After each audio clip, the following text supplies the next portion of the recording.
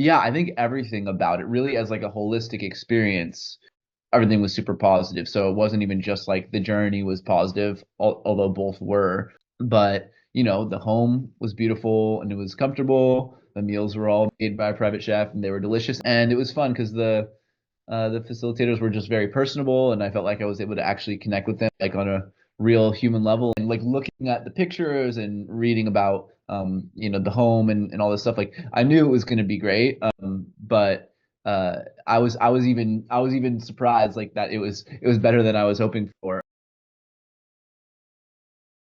Since it wasn't my first retreat, I felt pretty experienced and comfortable going into it in a way that I would say was even atypical for me because I feel like I always have a certain amount of like anticipatory anxiety before a trip, and I did have some of that, but honestly, like relatively little. Like I felt pretty smooth into going into it, during for the most part, and then especially after. I had really peaceful, powerful afterglows from both days. So yeah, like just being in that environment, having this structure that's supporting you, of course, having the meals made, having a lot of things just being taken care of, like that's really nice.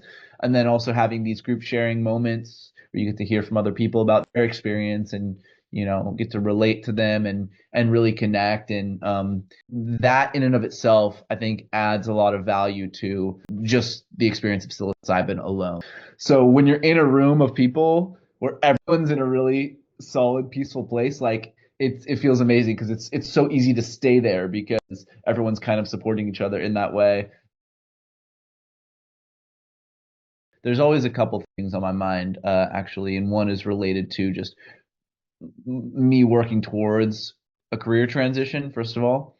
And then also, actually, second thing is like an interest in music. I do see psilocybin as potential like inspiration for music, and not just inspiration to play, but also to write.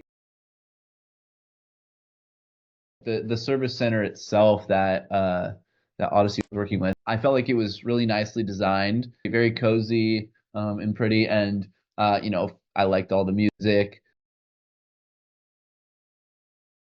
I'm still carrying a significant chunk of this feeling now, but especially while I was there, and especially in the weeks after, I had this very strong sense of just like unflappability, where I was like, I didn't feel the need to control anything, if that makes sense.